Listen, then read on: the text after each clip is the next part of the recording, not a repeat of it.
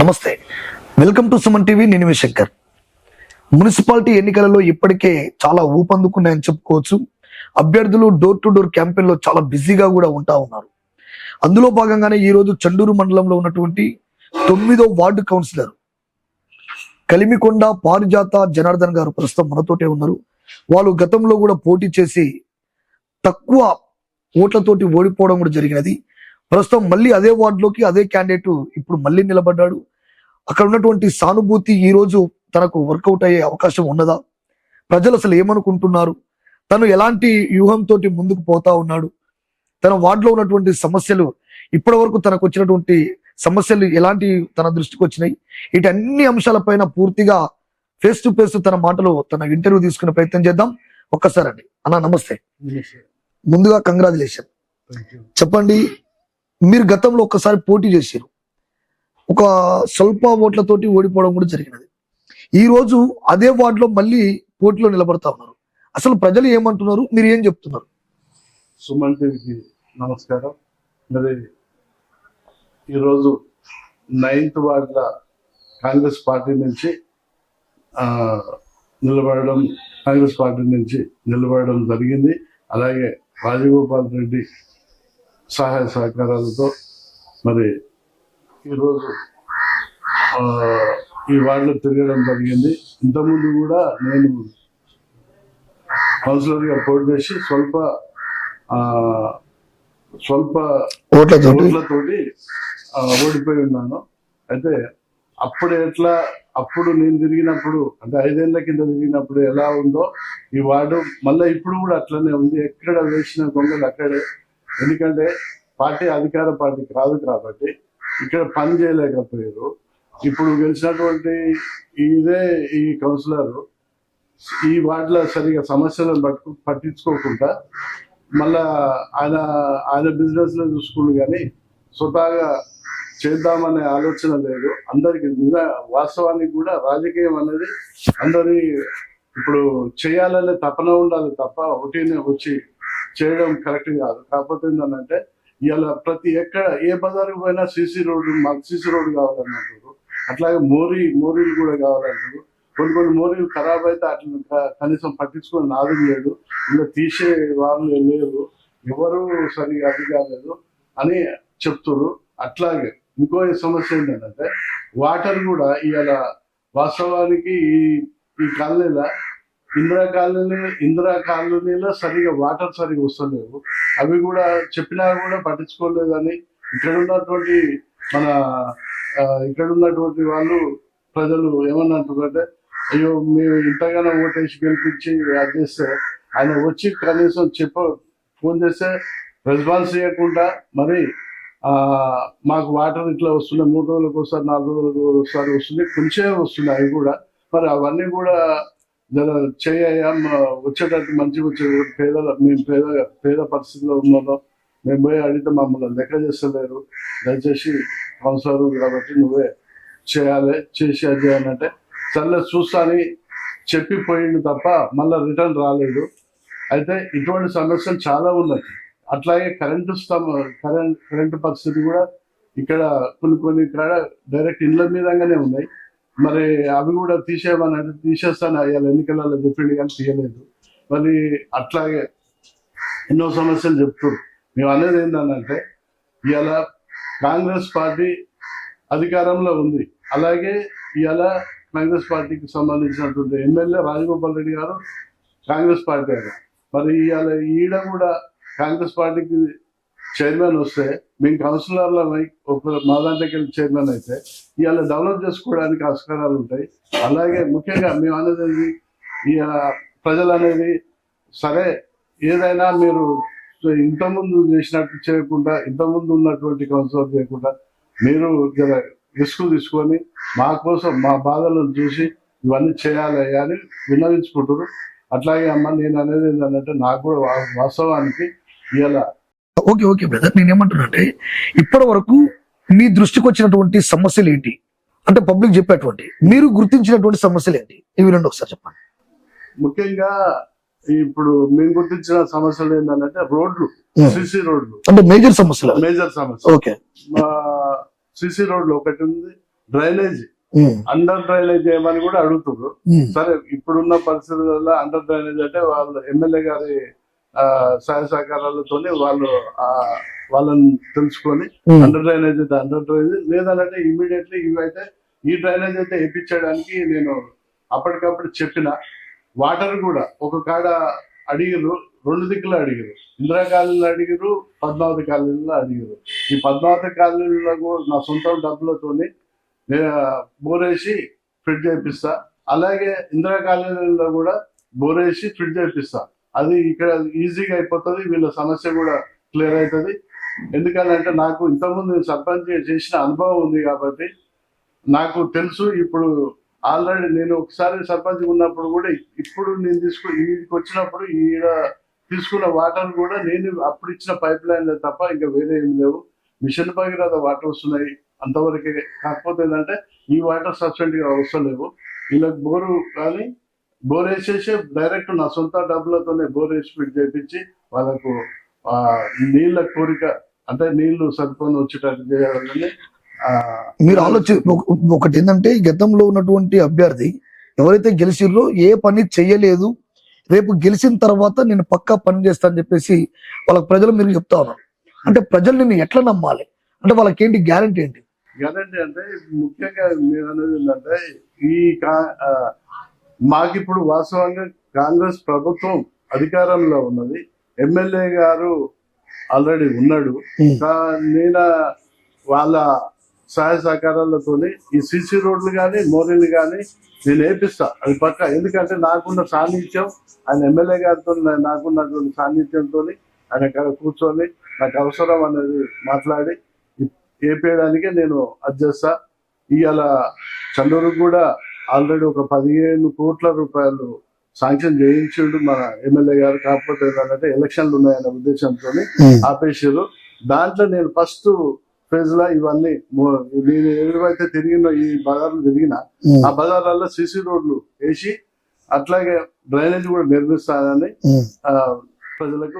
అంటే ఇక్కడ పద్మావతి కాలనీ కావచ్చు, ఇంకొక నగర్ కావచ్చు, ఇప్పుడు ఉన్నటువంటి మీరేమో ఇక్కడ దూరంగా ఉంటారు, మీ వార్డుకు సంబంధించి అక్కడ ఉంటది.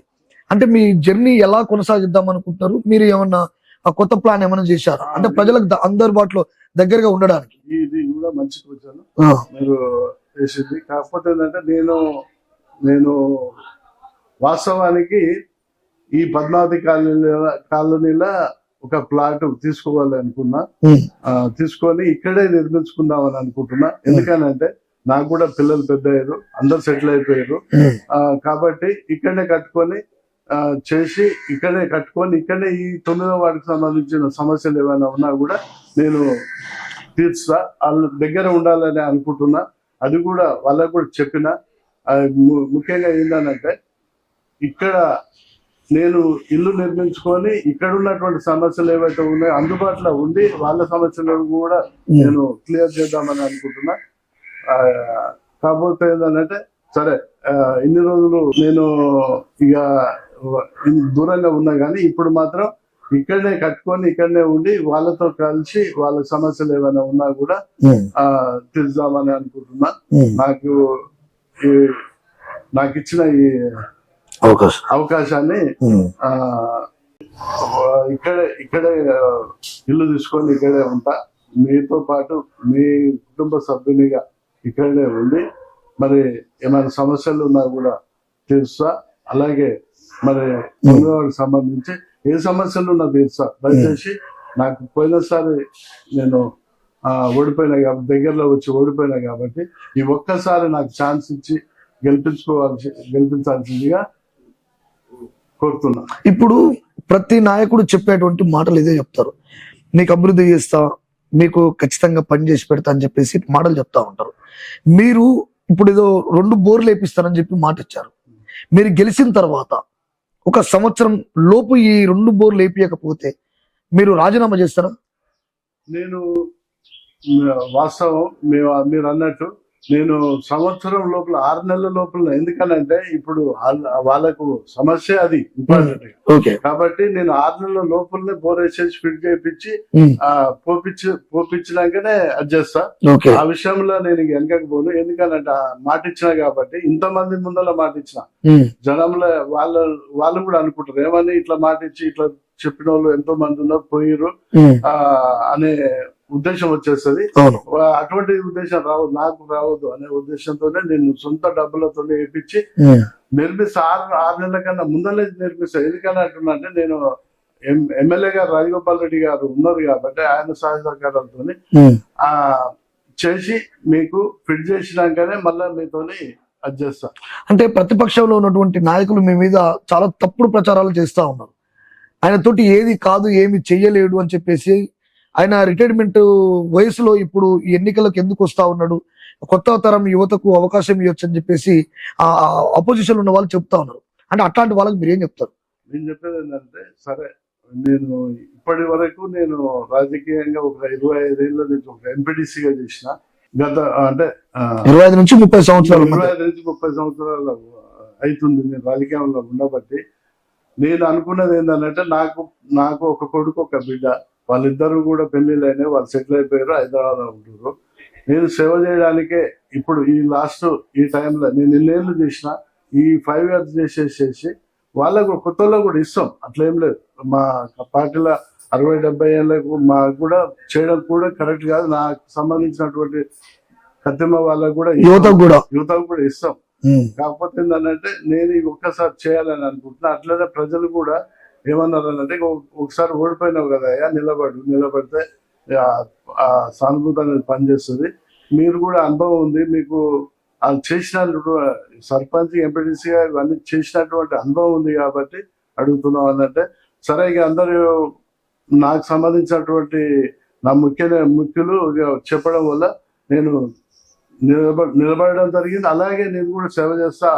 ఆ విషయంలో వెనకపోయేది ఏం లేదు.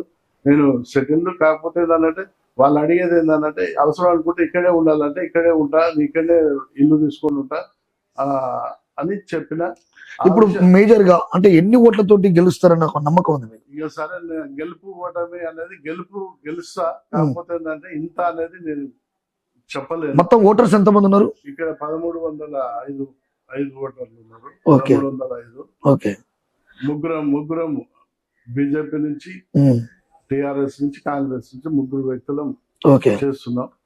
దాంట్లో సరే, ఫైనల్ గా చెప్పండి, మీరు ఓటర్ని అభ్యర్థించాలంటే ఓటు ఏమని అభ్యర్థిస్తారు ఒకసారి ఫైనల్ గా చెప్పండి.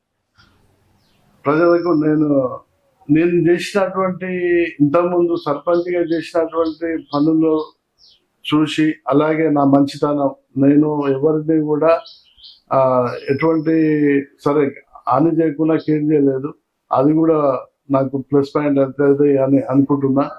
ముఖ్యంగా నేను వాళ్ళని అడిగేది ఏంటంటే, ఇక్కడ అభివృద్ధి చేస్తా. కాంగ్రెస్ పార్టీ టికెట్ ఇచ్చింది కాబట్టి, కాంగ్రెస్ అధికారంలో ఉన్నది కాబట్టి, ఇవాళ రేవంత్ రెడ్డి గారు కానీ, రాజగోపాల్ రెడ్డి గారు కానీ చేసే అభివృద్ధి పనులను చూసి మరి నాకు ఆశీర్వదించాలని కోరుకుంటున్నా. అలాగే ముఖ్యంగా మనం ఇలా ఇందిరమ్మ ఇల్లు కానీ, ఇప్పుడు ఈడ మాకు పద్మశాలకు మెయిన్గా, అంటే పద్మశాలికి ఎక్కువ పర్సంటేజ్ ఉంటుంది ఈ కాలనీలో.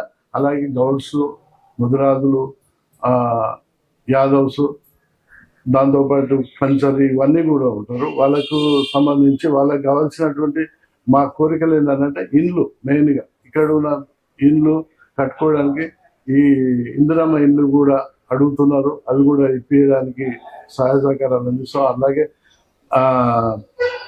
ఇవాళ వాస్తవానికి ఇవాళ కాంగ్రెస్ ప్రభుత్వంలో ఇంతకుముందు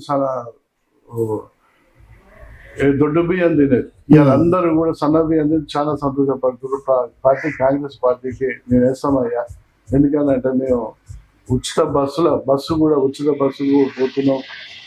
ఈ రేషన్ కార్డ్స్ ఇచ్చిండు, ఇవన్నీ ఉన్నాయి. కాకపోతే ఏంటంటే, మేము ఇప్పుడు వాళ్ళు చెప్పే దాన్ని బట్టి వాళ్ళని అడగడం జరుగుతుంది. వాళ్ళు కూడా పాజిటివ్ గా అదవుతారు. ఇంకా పోయినసారి ఓడిపోవడం జరిగింది కదా, ఈ పార్టీ నీకు ఓటేస్తామయ్యా అని అంటారు. సరే, ఇప్పుడు వాళ్ళ నమ్మకం మీద నేను పోటీ చేయడం జరిగింది. నాకు ఈ ఒక్కసారి అవకాశం ఇవ్వమని నేను 9th వార్డు కోరుతా ఉన్నా. నాకు ఈ ఒక్కసారి ఛాన్స్ ఇచ్చి గెలిపేయమని కోరుతున్నాను.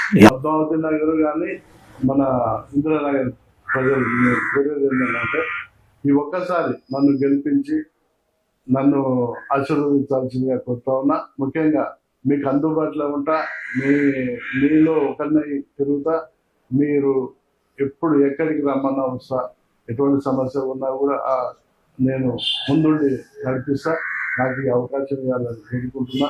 నాకు ఈ ఒక్కసారి అధ్యయండి, గెలిపియండి, గెలిపించి ఆశీర్వదించాల్సిందిగా మిమ్మల్ని కోరుకొని ముగిస్తాను. విన్నారు కదా, చాలా అనుభవం ఉన్నటువంటి వ్యక్తి. గతంలో ఎంపీటీసీగా చేశాడు, గతంలో సర్పంచ్గా చేశాడు. ఈ చండూరుకి ఎన్నో సేవలు అందించినటువంటి వ్యక్తి. తను ఒక మాట ఇచ్చాడంటే నిజంగా కూడా మాట మీద నిలబడేటువంటి కలిమికొండ పారిజాత జనార్దన్ అనే వ్యక్తి మనందరికీ సుపరిచితుడు. తను ఇప్పటికీ పద్మావతి కాలనీ కావచ్చు, మరొక నగర్ కావచ్చు, ఇక్కడ ఉన్నటువంటి మేజర్ సమస్య రేపు మార్చిలో వచ్చేటువంటి ఎండాకాలంలో వాటర్ సమస్య ఉన్నది. రాష్ట్ర నిధులు కానీ కేంద్ర నిధులు కానీ వచ్చినా రాకపోయినా నా సొంత డబ్బులతోటి మీకున్నటువంటి వాటర్ సమస్యని నేనే సొంతంగా బోరేచి మోటార్ ఫిట్ చేస్తానని చెప్పేసి తను బలంగా కూడా చెప్పడం జరుగుతుంది. యువత రాజకీయాల్లోకి రావాలి వాస్తవమే, కానీ ఇట్లాంటి అనుభవం ఉన్నటువంటి రాజకీయ అనుభవం ఉన్నటువంటి వ్యక్తులు కూడా ఈ 9వ వార్డుకు చాలా అవసరం అని చెప్పేసి ప్రజలే, గతంలో మీరు ఓడిపోయి ఉన్నారు అంటే స్వల్ప ఓట్లతో ఓడిపోయారు, ఈ రోజు మీరే రండి, ఖచ్చితంగా ఈ వార్డులో మిమ్మల్ని గెలిపించుకుంటామని ఓటర్లే తను సొంతగా హక్కున చేర్చుకొని ఈ రోజు తను ముందుకు నడిపిస్తా ఉన్నారు. కాబట్టి రేపు గెలిచేటువంటి కలిమికొండ జనార్దన్ వేసేటువంటి ఓటు మీ బలమైన ఓటు, తనకు ఆధారం కావాలని చెప్పేసి అక్కడ ఉన్నటువంటి వార్డులో సమస్యలన్నీ కూడా 9వ వార్డులో ఉన్నటువంటి ప్రతి సమస్య ఎప్పుడు అన్నా అంటే నేనున్నానంటూ మన వెంటే ఉంటూ మన సమస్యల్ని ఎప్పటికప్పుడు పరిష్కరించేటువంటి అన్న కలిమికొండ జనార్దన్ గారు ఎప్పుడు మనతోటే ఉంటానని చెప్పేసి బలంగా మాట ఇవ్వడం కూడా జరుగుతా ఉన్నది. కెమెరామెన్ అంజిత్ శంకర్, చండూరు.